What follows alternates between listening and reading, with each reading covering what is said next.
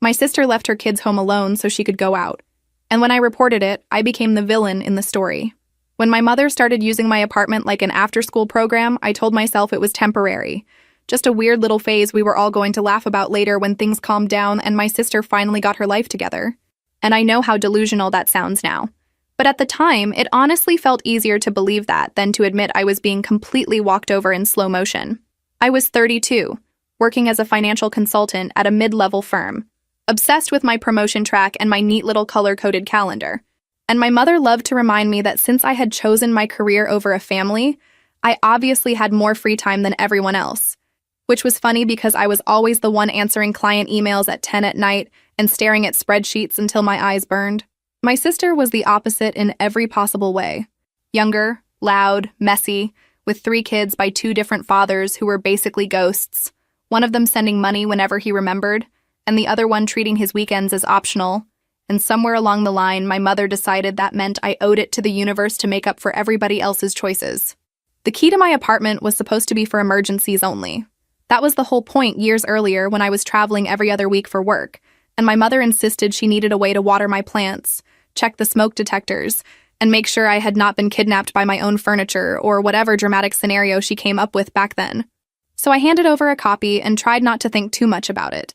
At the beginning, it really was occasional, a quick text asking if the kids could stay with me on a Saturday afternoon while my sister went to a doctor's appointment, or a last-minute favor because a babysitter had canceled, and I told myself it was not a big deal, because I loved my nieces and nephew, and honestly, I felt guilty sometimes for being the only one in the family who could buy takeout without checking my bank account twice. Then the favors turned into expectations, the expectations turned into demands, and the demands stopped coming with any advance notice at all. Just my mother appearing at my door with 3 kids in mismatched clothes, dropping bags on my floor like a tornado and saying she would explain later, before rushing off to give my sister her much-needed break. The first time she did it on a weeknight, I was standing in my tiny kitchen in work clothes, reheating leftover pasta and mentally rehearsing a presentation for the next morning, and suddenly there was a knock, and then my door opened before I even reached it, because of course she did not even wait for an answer. She just walked in with the kids trailing behind her like it was the most normal thing in the world. She said my sister had a very important appointment she could not miss, which already sounded suspicious.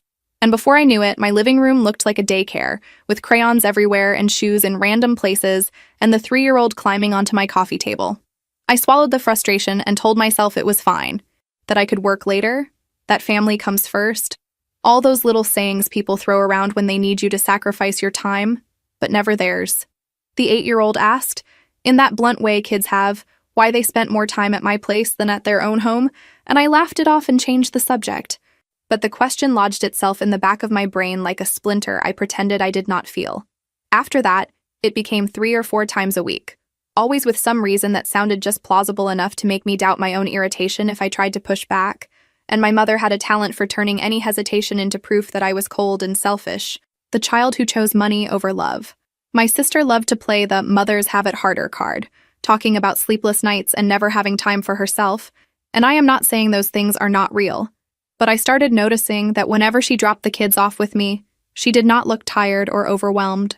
She looked excited, like someone about to go on a mini vacation, full makeup, cute outfits, perfume that said this was not about therapy or self-care. This was about dates.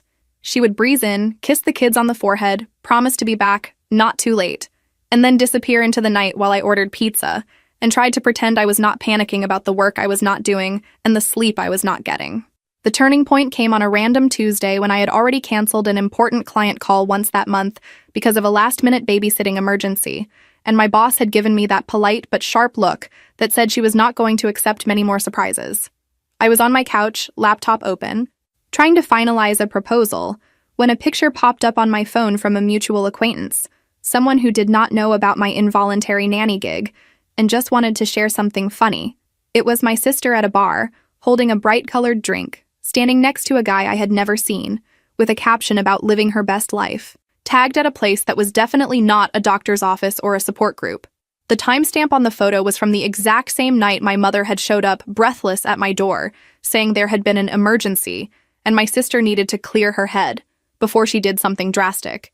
I remember staring at the screen, my stomach dropping and having this weird double feeling of anger and humiliation, like the joke had been on me for a long time, and everyone else knew it.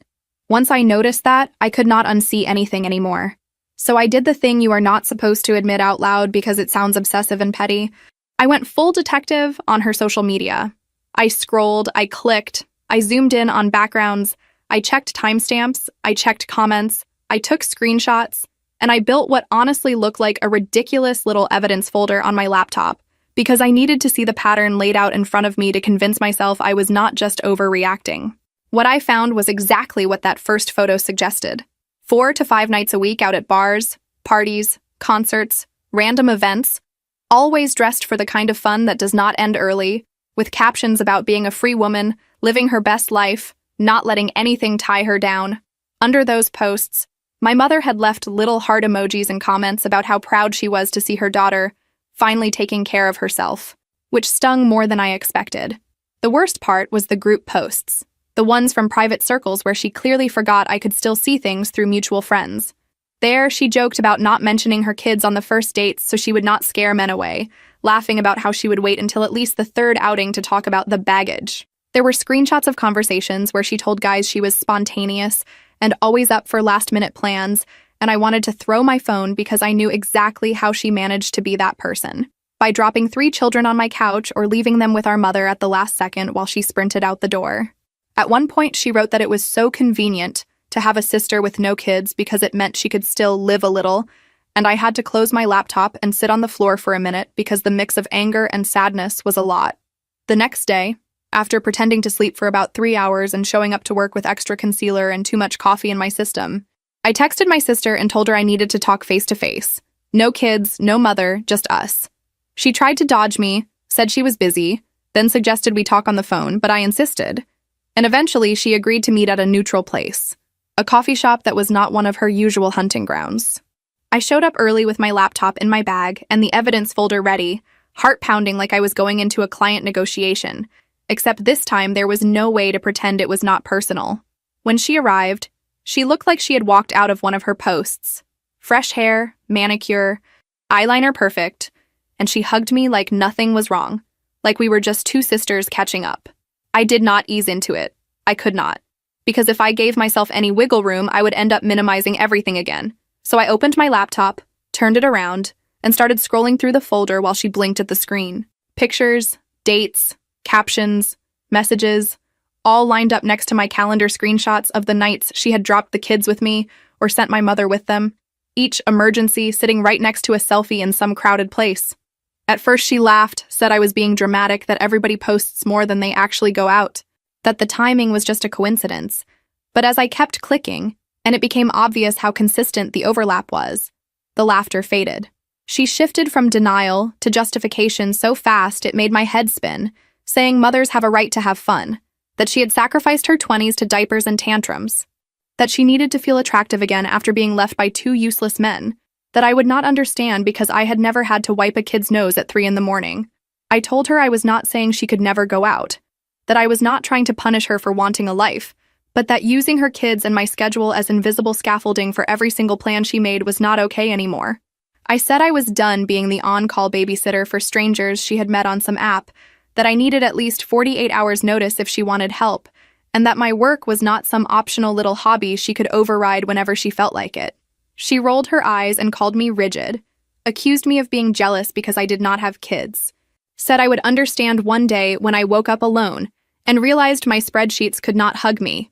That one hurt, not because I secretly wanted children right then, but because it hit that old nerve my mother had installed years ago, the one that said I had chosen wrong and would pay for it later. I stuck to my boundary anyway, mostly out of sheer stubbornness and the quiet terror that if I caved at that moment, I would never claw back any control. I repeated that from now on I would say no if it was last minute, that I would not cancel meetings or rearrange my schedule because some guy suddenly texted her at 6 p.m, and that my apartment was not her personal drop-off point. She crossed her arms, said fine, do whatever you want, and stormed out, leaving her half-finished drink on the table. I sat there staring at the empty chair for a long time, feeling both victorious and sick because drawing a line does not magically make you feel good. It just means you are fully aware of the explosion you probably just triggered. The explosion showed up faster than I thought. A week later, on the morning of one of the biggest presentations of my career, the kind where the wrong person noticing your shaky voice can derail your promotion for an entire year, I was in the office early, rehearsing my talking points in front of the bathroom mirror like a nerd, when the phone on my desk started ringing. The receptionist said there was a family emergency situation in the lobby and that they needed me to come down right away, and my stomach dropped because that phrase had been weaponized so many times that it barely meant anything anymore. But this was my workplace, not my living room, so I could not just ignore it. I took the elevator down, telling myself it was probably a quick issue. Maybe my mother had locked herself out of her car or something minor, and the moment the doors opened, I knew I had been lying to myself again. My mother was standing in the middle of the lobby with all 3 kids clustered around her. Backpacks half open, hair messy, the youngest already rubbing his eyes like he was about to cry. And she looked straight at me with this mix of triumph and exasperation that made me want to turn around and walk back into the elevator.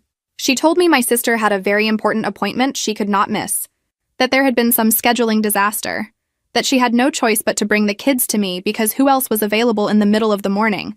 And she said all this loud enough that the security guard and the woman from accounting at the seating area could hear every word. I reminded her, also in the middle of the lobby because apparently privacy was dead, that I had told them both that days like this were off limits, that I had a major presentation in less than 20 minutes and could not just disappear upstairs with 3 kids in tow. She looked offended and started raising her voice, accusing me of putting money over family in front of my coworkers, and then the kids started crying because of course they did. They were not props. They were confused little humans stuck in a drama they did not ask for. A couple of my coworkers walked by on their way to the conference room, slowing down just enough to confirm that yes, the rumor about my complicated home life was absolutely true, and I felt my cheeks burning. I wish I could say I held my ground and let my mother deal with the mess she had created, but I did not. I broke, right there in the lobby, with 3 kids crying and my mother calling me heartless. And I said I would take them, that I would figure it out. And I watched her face relax, as if this had been the plan all along.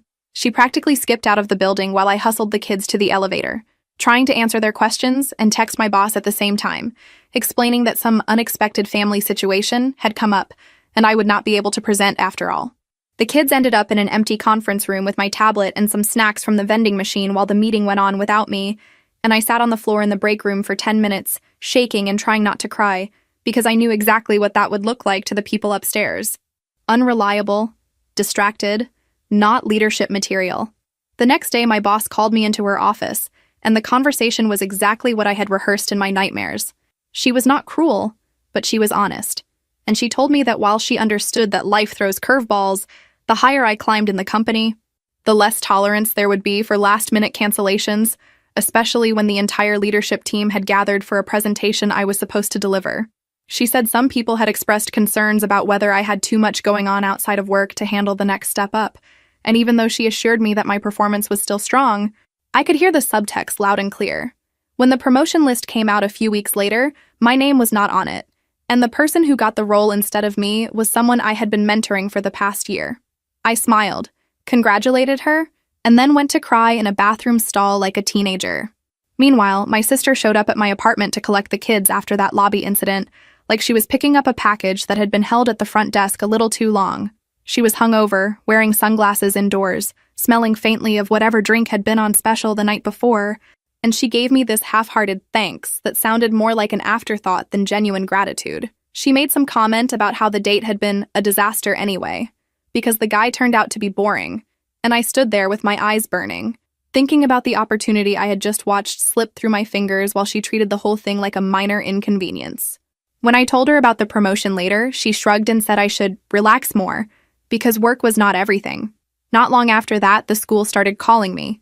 At first, I thought it was a mistake. Maybe they had meant to call my sister and dialed the wrong number, but the secretary explained that my number was listed as an emergency contact, and that they had been unable to reach my sister or my mother. The kids had been left waiting for pickup for almost 2 hours, and the staff was getting worried. I left work early, again, drove over there, and found the 3 of them sitting on a bench near the office, the oldest trying to keep the younger ones occupied with some game they had clearly run out of patience for. When I asked if this had happened before, the 8-year-old shrugged and said it was normal, that sometimes mom runs late or grandma forgets. On the ride back to my place, they casually dropped little bombs of information that made my stomach knot up, talking about nights when they had stayed home alone because mom had to go out for a little while, or evenings when they had eaten cereal for dinner because there was nothing else ready and nobody around. The 8-year-old kept slipping into this adult tone, talking about keeping an eye on the 5-year-old and the 3-year-old, making sure they did not do dangerous stuff, and I realized she had been given a role she never should have had, forced to be a mini parent before she had even hit double digits. When I confronted my sister about it, she had an answer ready, like she had rehearsed it in front of a mirror. She said the kid was very mature for her age, that she never left them longer than a few hours, that she made sure the door was locked and the television was on and their phones were nearby, as if those things magically replaced an actual adult. She threw in some tears for good measure, talking about how lonely she felt, how she had lost her identity after becoming a mother, how she needed to feel like a real person again and not just someone's caretaker. For a moment, I felt the old sympathy tug at me, the part of me that had always stepped in to fix things. But then she said people without kids would never understand that kind of loneliness, and I snapped back into myself. I told her straight up that leaving 3 kids alone in an apartment at night so she could flirt with men in bars was not a coping mechanism. It was negligence, and that if she did not stop, I was going to report it. She accused me of betrayal, said I was threatening to destroy her life instead of helping her, said I was playing the hero at her expense, and I hated that she made it sound like some power trip when all I could picture were those kids sitting on a couch in the dark, listening for sounds in the hallway and pretending not to be scared. I left that conversation shaking, with the kind of adrenaline you get after almost getting hit by a car, and I knew there was no way back to the cozy illusion that this was just a rough patch. So I did the unthinkable, at least in my family. I started documenting everything, not just the social media posts and the missed pickups, but also the times my mother showed up unannounced with the kids and the excuses she gave. I noted dates and times, saved voicemails, took pictures of the kids falling asleep on my couch with their shoes still on because nobody had helped them get ready for bed before dropping them off. I found out my sister had profiles on multiple dating apps, juggling conversations with men in different parts of town, scheduling back-to-back dates like she was playing some kind of game where extra points were awarded for spontaneity, and every spontaneous night meant the kids landed on me or my mother without warning. The more I dug, the more it became clear that the kids were not just incidental to her plans, they were obstacles she was constantly trying to work around or hide. I saw messages where she told men she did not have kids, where she wrote that she was totally free on any night, and joked about how she did not have to check in with anyone. And I wanted to throw my phone across the room. In another post in a private group, she bragged about how convenient it was to have a mother and a sister she could drop the little ones with, so she could keep her options open. My mother, by the way, knew about all of it. In one thread, she commented that her daughter deserved to feel young again, and that people should not judge a woman for wanting to be happy. Eventually, my mother called a family meeting, which in our house always meant she wanted to control the narrative before anyone else got a chance to speak. We sat in her living room, the kids in another room with a movie playing too loud, while she launched into this speech about loyalty and how dirty laundry should not be aired in public. Which was already ironic because she had been airing our business by causing scenes in lobbies and school offices. She looked at me and said I needed to stop digging around in my sister's life, that I needed to go back to helping instead of attacking, and she said all of that as if I had not been the one picking up pieces for months. I did not let her finish. I pulled out my laptop like some deranged prosecutor and started going through the folder, the same way I had done with my sister in that coffee shop, except this time I also had my notes about the kids being left alone, the missed school pickups, the nights at my place before big meetings. I laid it all out, and for a second, there was this stunned silence, like the air had been sucked out of the room. My sister started sobbing, saying I was making her look like a monster, that she did not actually hurt anyone, that the kids were fine, that I was exaggerating everything because I could not stand to see her happy. She said mothers needed breaks, that she was doing her best, that if I had kids, I would crumble in a week. Then my mother snapped in a way I had never seen before. She yelled that she could not keep doing this, that she was tired of raising children that were not hers, that she had already sacrificed her entire youth for us, and was not going to do it again for her grandchildren. She admitted, loudly, that she knew exactly how much my sister went out, and how often the kids were left alone, and that she had looked the other way because she felt guilty about how her daughter's love life had turned out. She said she had pressured me to help because I was the one without real responsibilities, and she did not see any other option. It was like watching a dam break, except instead of water, there were decades of resentment and bad decisions pouring out all over the floor. I sat there, stunned, realizing I had become the designated solution for problems I had not created. Basically, the family backup plan they all assumed would always be available as long as I did not have kids of my own. The kids, by the way, were still in the next room, probably not hearing every word, but definitely absorbing the tension in the walls. And that thought finally pushed me over the edge. The next morning, after a night of lying awake staring at the ceiling, I picked up my phone and did something my mother had always said was the worst possible betrayal you could commit against family. I called Child Protective Services. I will not lie and say that phone call made me feel heroic. I was shaking so hard I had to sit on my kitchen floor, and my voice kept catching as I explained the situation to the woman on the other end of the line, this calm stranger who asked me for details and dates while my stomach twisted in knots. I told her about the kids being left alone at night for hours, about the missed school pickups, about my mother dropping them at my office, about the evidence I had collected from social media and messages.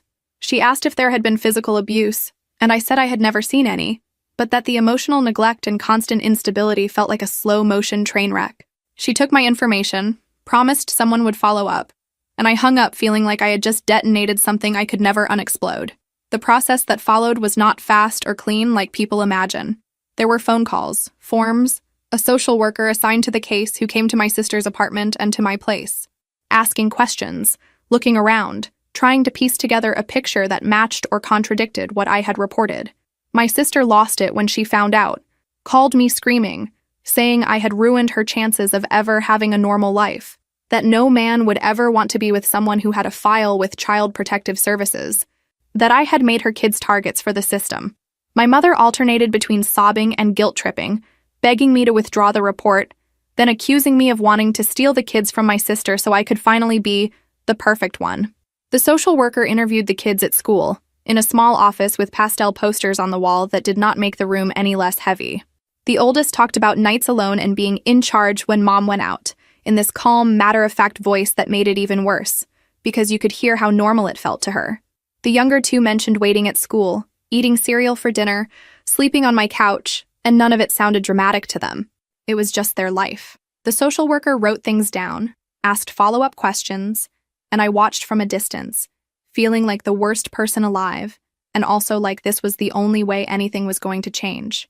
They did not swoop in and take the kids away, which I had been terrified and weirdly half expecting they would do, because we love extremes in our heads. Instead, they gave my sister a formal warning and put together a safety plan that spelled out in boring, bureaucratic language what should have been obvious from the beginning. The kids needed an adult present, school pickups could not be optional, overnights out required reliable childcare arranged in advance. She was required to attend parenting classes, and there would be follow-up visits, unannounced ones, to check if things were actually improving. My mother was told very clearly that using me as a last-minute solution without my consent was not a viable system, and that everyone needed to respect boundaries if they wanted to avoid further intervention. My sister did not take it as a wake-up call. She took it as proof that I had declared war. She went on a mission to salvage her image, starting online by posting vague messages about toxic family members, who could not stand to see a single mother happy, and then more direct ones accusing me of being jealous and judgmental. In one particularly dramatic post, she wrote that her own sister had reported her to the government just because she dared to have a life, and I watched as comments poured in from people who only knew her party version, calling me a monster, saying I should be ashamed of myself. One of her friends recognized my company logo in a picture and mentioned my workplace by name, and suddenly my personal mess had crawled into my professional life in the worst possible way. I started getting snide messages from strangers, a few even sent to my work email, calling me bitter and cruel, saying I obviously hated children, and I spent a whole afternoon drafting and deleting responses before finally just closing my laptop and putting my phone in a drawer. Then my sister crossed a line I did not think she would. She called the human resources department at my firm and told them she was worried about her kids' safety because of my anger issues, implying that I yelled at them or treated them badly when they were with me. I found out about it when HR emailed me, asking me to come in for a meeting to discuss a family matter that had been brought to their attention. Walking into that conference room felt worse than walking into any client meeting I had ever had. There was the HR manager, looking serious but neutral, and my direct supervisor who looked confused and slightly worried. They asked me what was going on, and I had to lay out the entire situation in the most concise, non-hysterical way possible, which is not easy when your voice keeps wobbling and your hands are shaking. I told them about the kids, the babysitting, the missed promotion, the call to Child Protective Services, the online posts. I showed them the documentation I had, careful to leave out anything that was not necessary, and waited to see if this would be the moment my career finally collapsed under the weight of my family's chaos. To their credit, they believed me. The HR manager even said she had dealt with similar situations before, that family dynamics could get messy and bleed into work, and that the company's main concern was whether I was doing my job and not creating a hostile environment. They noted the complaint, documented my side, and told me to let them know immediately if my sister or anyone else tried to involve the company again. My boss gave me a look that was equal parts sympathy and please get this under control, and I walked out of that room feeling both relieved and exhausted, like I had just run a marathon while carrying 3 screaming toddlers on my back. After that, I had no interest in going back to the version of myself that said yes to everything just to keep the peace. When the social worker came back with the safety plan, I made it clear that if they were counting on me as part of the support network, it would only be on my terms. I said I could help with school pickups occasionally if I had at least a day's notice, and if it did not interfere with crucial meetings. And I could watch the kids for a few hours on weekends if my sister was doing something like actual errands or appointments, not bar hopping. I wrote those conditions down and handed them to the social worker and my sister at the same time because I wanted there to be no confusion, no room for twisting my words later. My sister looked offended, like I was drafting a contract for a stranger instead of talking to family, and my mother started to say I was being dramatic, but the social worker actually backed me up. She said clear boundaries were important, that overextending a support person could lead to burnout and resentment. And I almost laughed at how surreal it felt to have a stranger validate something I had been screaming into a void for months. My sister agreed out loud because she did not have much choice if she wanted the case to stay at the warning stage. But I could see the resentment settling in behind her eyes, like a storm that had been postponed, not canceled. The classes did not magically turn her into a different person. She stopped leaving the kids alone overnight, at least as far as I could tell, and she became more careful about school pickups, probably because she knew someone was watching now. But the attitude, the resentment, the stubborn belief that she was being punished for wanting a life, that stayed. A few weeks after the plan was in place, she had a small relapse, as the social worker later called it, when she left the kids with a neighbor down the hall without asking if the woman was actually available, then went out anyway. The neighbor, overwhelmed and unsure, dug up the contact card my sister had left with my number on it and called me around 8 in the evening, apologizing and asking if this arrangement was normal. That phone call hit me like a cold wave. For a moment, the old reflex almost kicked in, the one that would have had me grabbing my keys and rushing over there to fix things. But instead, I took a breath, thanked the neighbor for letting me know, and then called the social worker. I explained what was happening, and she wrote it down as a violation of the safety plan. The next day, she went to my sister's apartment for an unannounced visit, and my sister got a stern warning that any more of that behavior would push the case into much more serious territory. My mother called me afterward, crying and saying I was going too far, that I was destroying the family from the inside, and I told her as calmly as I could that I would rather have a broken family than kids left alone in dangerous situations. I would love to say I handled everything with perfect composure after that, but I did not. The night after that neighbor call, I had my first full-blown panic episode in years, sitting on the bathroom floor of my apartment with my back against the tub, hands tingling, heart racing so fast I thought I was going to pass out. I kept replaying my mother's words in my head, hearing my sister's accusations, picturing the kids' faces, and for a while I honestly wondered if I had made everything worse instead of better. I eventually managed to breathe through it, talking to myself out loud like a ridiculous person, reminding myself that the goal was not to be liked. It was to keep the kids safe, but the emotional hangover lasted for days. Months went by. My sister's social media shifted into something more curated, less obviously wild, with more pictures of the kids and fewer shots of drinks and bar bathrooms. The captions changed too, all about family time and grateful for my little crew. And if you did not know the backstory, you would think she was the most devoted mother on the planet. People commented things like, "You are such a strong woman," and "The kids are lucky to have you." And I had to stop myself from laughing bitterly because I knew how much of that was damage control. Some people who did know pieces of the story started leaving more pointed comments, asking who watched the kids when she was out at night, and those would mysteriously disappear after a while. About 6 months after the initial explosion, There was a birthday party for the oldest. A backyard kind of thing, with cheap decorations and a cake that had definitely been ordered at the last minute. The whole extended family showed up, some out of genuine love, some out of curiosity, some because my mother guilted them into it. I went because the kid had asked me to, not because I wanted to endure another round of passive-aggressive comments. The atmosphere was tense under the fake cheerfulness. And my mother made sure to make little comments just loud enough for others to hear about how some people think they are better than everyone just because they have a career, and how families should keep their problems within their own walls. At one point during the party, the middle child, now 5, tugged on my sleeve and asked in a worried voice who would be picking her up from school on Monday, like it was a test with a right and wrong answer. My sister, overhearing, jumped in with a too bright smile and said she would, of course, like always. But the kid did not look convinced, just nodded slowly and went back to playing. I noticed the oldest walking around making sure everyone had cake, wiping a spill, checking on her little brother when he started to cry after tripping, and I realized she was still doing that mini-adult thing, carrying weight she had not chosen. On the drive home, I cried, not because of any one specific thing that had happened, but because of the constant ache of knowing that even with systems in place, some damage was already done. Not long after that, the oldest asked if she could spend a weekend at my place. I said yes, of course, and we ended up sitting at my small kitchen table on Saturday night, eating takeout and painting our nails, when she suddenly got very serious. She told me she did not really believe her mother anymore when she promised to be back by a certain time or to change for real, that she always waited and checked the clock and prepared her siblings for the possibility that they would be on their own for a while. Hearing that from a 9-year-old felt like a punch to the gut. She said she was glad I had called those people who made the rules, even though it made everyone mad, because at least now there were fewer nights alone.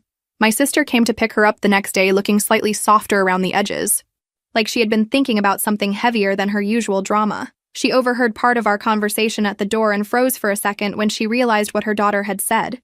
There was this flash of shame on her face, real and raw, before she rearranged it into her usual defensive expression and changed the subject. But I saw it.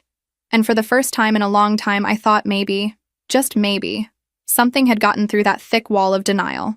Around that time, I heard through a mutual contact that she had lost a part-time job she had picked up to prove she was responsible now. The story, as it filtered back to me, was that she kept showing up late, leaving early, or asking for sudden schedule changes because of babysitter issues, and eventually her boss got tired of it. Someone at that workplace happened to know bits of what had been going on with Child Protective Services and my role in it, and the whole situation turned into a messy gossip loop that did nothing good for anyone's reputation. Part of me felt bad for her, because losing that job meant more financial stress, but another part of me thought, not for the first time, that consequences were the only language some people really understood. My own work life, slowly and quietly, started to heal. I kept my head down, showed up on time, avoided personal calls in the office, and did my best to keep my family drama from spilling into my professional world again. The person who had gotten the promotion instead of me turned out to be competent but overwhelmed, and I ended up helping her more than once, mentoring her in a less official way. I tried not to think about how that could have been me if things had gone differently, because that road only led to resentment I did not have energy for. I focused instead on building a track record that would be hard to ignore the next time an opportunity came up, and slowly, my bosses started to notice again that I was not just the woman with the messy home life. I was also the one who could handle complex clients and put out fires without losing my mind. Eventually, another position opened up. Not exactly the same one I had missed before, but close enough in level and responsibility. My boss pulled me aside and told me she thought I should apply, that she had seen how I had stabilized things and taken control, and that she believed I was ready. I applied, went through the interviews with sweaty hands and a tight smile, and when the email came saying I had been selected, I cried on my couch for a solid 10 minutes before calling the one friend who knew every detail of the past year and screaming into the phone. It did not erase the previous disappointment, but it felt like proof that I had not completely sabotaged my own life by choosing to protect my nieces and nephew. My mother tried to use my promotion as an excuse to suggest a big family dinner, a chance to move past everything as long as I agreed not to bring up the past or attack anyone. I said no, politely, but firmly. I told her I was open to honest conversations, even uncomfortable ones, but not to manufactured harmony that required me to pretend nothing had happened. She accused me, once again, of thinking I was better than everyone, of valuing my career over my family, and I realized we might never see eye to eye on this. I also realized that was okay. I did not need her approval to know I had done the right thing, even if the way I did it was messy and painful. A year after the first call to Child Protective Services, we all ended up in the same room again for a good reason. The oldest had a little ceremony at school, a reading program graduation where kids got certificates for meeting their goals. The gym was crowded and loud, with folding chairs and a slightly broken microphone, and my mother complained the whole time about the noise and the lack of air conditioning. My sister sat rigid in her seat, glancing around as if she expected people to be judging her, and the kids bounced in their chairs, excited and restless. When the oldest went up on stage to get her certificate, she surprised everyone by saying a few words into the microphone, thanking, "My aunt who always listens to me and taught me that women can make different choices and still be important." You could feel the air shift. My mother's face tightened. My sister's eyes filled with tears she tried to blink away, and I sat there frozen in my metal chair, trying not to ugly cry in a school gym. It was not some triumphant movie moment where everyone hugged and apologized after. It was awkward and tense and quiet. On the way out, my mother muttered under her breath that I had clearly turned the kid against her own mother, and that I always needed to be the star of the show. And I almost laughed because even in that moment, she managed to twist a 9-year-old's gratitude into an attack. We walked out into the parking lot together, but not together, if that makes sense. My mother and my sister went to one car, the kids piled in, and I went to mine, clutching the little program the school had handed out at the door. My sister paused for a second before getting in, looked at me, and said quietly that she knew she had messed up, that she was still mad at me, but that she also could not deny things were better for the kids now. It was the closest thing to an acknowledgement I was probably ever going to get, and I took it, even if it came wrapped in resentment. I told her I did not want to take her place. I just wanted the kids to be okay. She nodded, looked down, and then got in the car without another word. So no, we did not end up as some perfectly healed family that takes matching pictures in coordinated outfits for the holidays. My mother still thinks I crossed an unforgivable line by involving outsiders. My sister still thinks I betrayed her. And family gatherings, when they happen, are tense and carefully controlled. But the kids are safer. They are not spending nights alone in an apartment. They are not being forgotten at school as often. And the oldest does not have to be the only line of defense anymore. I lost a promotion and some illusion of being the good daughter in the process. But I gained something I did not realize I needed so badly. The ability to look at myself in the mirror and not flinch at the person staring back. If you asked my mother, she would probably tell you I destroyed our family. If you asked my sister, she would say I ruined her life. If you asked me, sitting here in my slightly too small apartment with my fancy new job title and my very quiet evenings, I would tell you that I finally stopped letting everyone else write my story for me. It is not a happy ending with a bow on top, but it is honest, and sometimes that is the only kind of ending you get.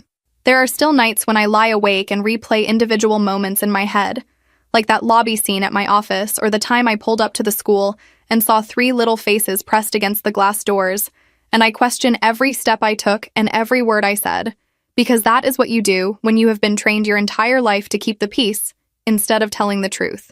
I think about all the times I swallowed my anger because I did not want to be called dramatic, all the times I canceled plans and told people I was just tired because saying my family treats my time like it belongs to them sounded too harsh. I remember sitting on my kitchen floor after that phone call to Child Protective Services, feeling like I had just burned down my own house, and wishing there was some version of events where everybody could be happy and nobody had to be the villain in someone else's story. People love to say that family is everything, that blood is thicker than anything, that you are supposed to forgive and forget because that is what good daughters do. And I used to repeat those lines to myself like a script whenever my stomach twisted at something my mother said or did. Now, when someone throws one of those phrases at me, I just smile and think about how none of those sayings mention what you are supposed to do when family is the reason a 9-year-old knows how to hide how scared she is so the younger kids do not freak out. I think about how nobody writes cute quotes about the aunt who is the only one reading the permission slips or making sure there is enough food in the pantry, because that kind of love is boring and unglamorous and does not look good in a framed print on the wall. Sometimes I catch myself scrolling through old pictures of holidays before everything blew up, and I can see the cracks now that I did not want to see then. My mother posing with the kids like they were props. My sister slightly off to the side with her phone in her hand. Me in the background balancing a dish in one hand and someone's jacket in the other. Back then, I would have told you we were just a little chaotic. That every family had some drama. Nothing too serious. If you had told me I would one day be the one calling strangers to come evaluate our mess, I would have laughed and said that was not my style. that I could handle things on my own. Turns out there are limits to what one person can juggle while everyone else keeps throwing more balls in the air and calling it helping out. The funniest thing, and I do mean funny in the dark way, is how ordinary my life looks from the outside if you do not know any of this. I am the woman in business casual on the train, checking her email, scrolling through a social media app, listening to a podcast about budgeting or whatever. I buy groceries. I pay rent on time. I complain about the laundry I have not folded yet. I watch shows at night and text my friends about how tired I am. There is no sign on my forehead that says, nearly lost her career because she could not stop being the default caregiver, or reported her own sister because nobody else would listen. Most days, I am just another person standing in line for coffee, thinking about whether I remembered to bring my lunch or if I am going to cave and buy something I do not need. Every now and then, when I am out running errands on a weekend, I will see a mother at a park or in a store, looking exhausted but still counting heads and wiping noses and juggling bags. And I feel this weird mix of admiration and sadness. I wonder if she has someone who shows up when she really needs help, someone who does not guilt her for asking or disappear when things get hard. I wonder if there is an aunt like me in her orbit, someone quietly holding everything together, or if she is doing it mostly alone and pretending she is fine because admitting otherwise feels dangerous. I want to tell every version of that woman that wanting a break does not make her a bad mother, but that the line between needing rest and handing responsibility to someone who never agreed to carry it is thinner than people think. I guess what I am trying to say, in the messiest way possible, is that doing the right thing does not always feel good, and sometimes it looks really ugly up close. There was no moment where violins played and everyone thanked me for being brave. There were accusations and silent treatments and group chats I am pretty sure I was removed from. There were holidays I did not attend because I could not handle pretending everything was fine, while my mother told a version of the story where I was the villain. There were lonely nights where I stared at my phone, tempted to send some long apologetic message just to reset the dynamic back to something familiar, even if that something familiar had been slowly killing me. But then I think about my niece standing in that school gym, holding a piece of paper and saying that I taught her women can choose different paths and still matter, and something in my chest unclenches a little. I think about the fact that she knows now, in a way she can feel, that there is at least one adult in her life who will pick up the phone, who will show up on time, who will not leave her alone just because someone texted with a better offer. I think about how she is watching me as much as she is watching her mother and grandmother, taking notes the way kids always do, even when you think they are just playing, and I want the notes she takes from me to be things like, you are allowed to say no, and you do not have to set yourself on fire to keep other people warm. So no, I am not sitting here pretending I am some noble hero. I am just a tired woman who hit her limit and chose the option that hurt less in the long run, even though it felt like tearing my own skin off at the time. I still miss the idea of an easy family sometimes. The fantasy version where everybody steps up without being asked, and nobody throws guilt like confetti whenever you try to rest. That version never really existed, but it lived in my head for a long time, and letting it go was its own kind of grief. Now I have something different, something smaller and less shiny, but real. I have my own space, my own boundaries, my own job that is finally starting to reflect how hard I work, and 3 kids who know my door is open for them, not as an emergency exit for their mother, but as a place where they are wanted just because they are themselves. If that makes me the villain in someone else's story, then fine. I would rather be that than the silent extra in my own life ever again. A few months after that school ceremony, when I thought things had settled into this uneasy truce, the social worker scheduled one of those follow-up visits. Nothing dramatic, just to check in to make sure the safety plan was still a thing, and not just a piece of paper everyone shoved in a drawer. My sister was tense about it for days, sending me messages about how she felt watched and judged and how she could not breathe without someone writing it down. I reminded her, very calmly for once, that the whole point was making sure the kids were okay, not grading her on how fun of a mom she was, but she was not really listening. The visit was supposed to be after school, so the kids would be home and could talk in person. I was not there, on purpose, because I wanted my sister to handle her own apartment without me as the emotional shield, but that night my phone lit up with the oldest's name. She almost never called me on her own. She is more of a message kind of kid. I answered, and her voice was small and shaky in a way I had not heard in a while. She told me that before the social worker showed up, my sister sat them down and tried to rehearse answers with them, telling them to say they were always together, and that grandma and auntie only help once in a while. I could hear her taking those careful little breaths kids take when they are trying not to cry. She said she did not want to lie because last time telling the truth made the rules people help, but she also did not want to make her mother mad again. I had to sit down on my kitchen floor because apparently that is where all the big conversations in my life happen now. I told her as plainly as I could that talking about what really happens is not being mean or ruining things, that it is exactly what adults keep telling kids to do when something feels wrong. I said if anyone got mad at her for telling the truth, that was on them, not on her. It felt like way too much weight to put on someone that age, but lying to her would have been worse. Later, the social worker called me to say the visit had gone well enough, which is social worker language for not a total disaster, but not great either. The kids were honest. My sister was defensive. There were no new huge violations, but there were also enough little red flags to keep the file open a bit longer. When she found out they had told the truth about the old nights alone and the neighbor thing, she lost it in a group chat with me and my mother, calling them ungrateful and accusing me of turning them against her. I did not engage. I left the messages on read and then took a very long shower to wash off the feeling of being the permanent villain in a story I did not write. The guy walked in like he owned the place, made a couple of jokes about instant family and built-in babysitters when he saw the kids, and something in me went cold. He was not evil or anything dramatic like that, just careless in that way grown men sometimes are when they think being charming excuses everything that falls out of their mouth. He cursed in front of the kids without blinking, made a comment about how my sister deserved a break, and winked at me like I was supposed to back him up, and kept interrupting the oldest whenever she tried to talk. At one point, he called the kids baggage as a joke. He laughed, my sister kind of half laughed, and the oldest looked down so fast her hair fell in front of her face. I saw red. I do not even remember exactly what I said, but I know my voice came out sharper than usual. I told him they were human beings, not baggage, and that he could find a different word or find a different house to eat dinner in. The room went dead quiet. My sister's eyes flashed that familiar mix of embarrassment and rage.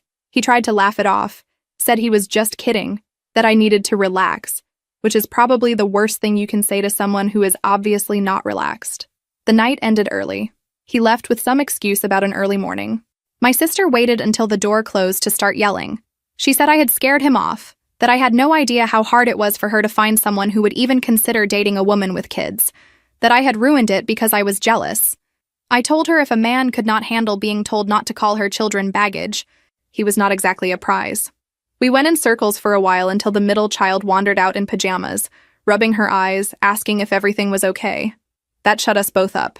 I grabbed my coat and left, my heart pounding, fully expecting a fresh wave of angry messages in the morning.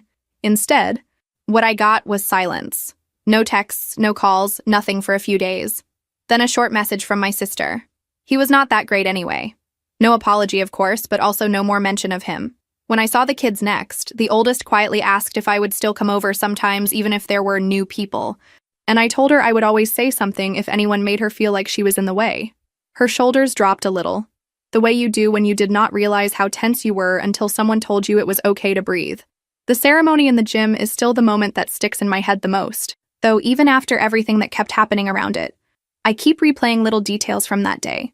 The way my sister almost got up and walked out when they announced there would be student speeches, like she was suddenly afraid of what her own kid might say into a microphone.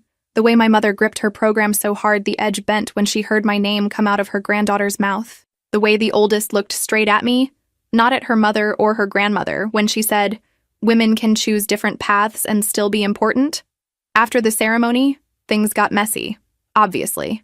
My mother cornered me near the doors, hissing about how I had clearly coached the kid, how I was turning her into a mini version of me. Like that was the worst fate she could imagine. My sister went from crying to snapping in about 3 seconds saying I had stolen her moment. I told them both that if hearing their own child thank someone for being there made them this angry, maybe the problem was not the speech. That did not go over well. We ended up outside in the parking lot, the three of us talking over each other while the kids waited inside with their teacher, because the adults in their lives still had not learned how to fight without an audience. At some point, my sister just stopped. She looked tired in a way that had nothing to do with makeup or sleep.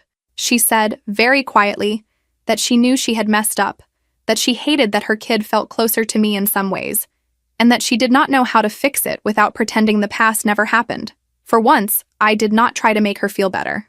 I just nodded and said I did not know either, but that pretending had not exactly worked out for us so far. We stood there in that awkward, heavy silence until my mother stormed off to get the kids, muttering about ungrateful daughters under her breath. A few days after all of that, when the dust had mostly settled and I had gone back to my normal routine of work and laundry and trying to remember if I had any clean socks left, my phone rang again. It was the oldest. No crisis this time, no visit, no drama. She just wanted to tell me about a project at school, some reading thing she was excited about, and how her mother had been home for dinner 3 nights that week. She said it in this casual way like she was talking about the weather, but I could hear the difference underneath. 3 nights is not exactly a fairy tale, but compared to almost never, it might as well have been a miracle. We talked for a while about small stuff, a book she liked, a joke her teacher made, how her little brother still refused to eat anything green on purpose. Normal kid things. When we hung up, I sat there in my quiet apartment, phone still in my hand, and realized my shoulders were not up around my ears for once. The silence around me did not feel like the empty kind anymore. It felt like space I had carved out on purpose. For the first time in years, when I look around my quiet apartment, I do not see failure or emptiness. I see peace I fought for, boundaries I bled over, and 3 small humans who know exactly where to find me if they ever need a place to land. And for now, that is enough.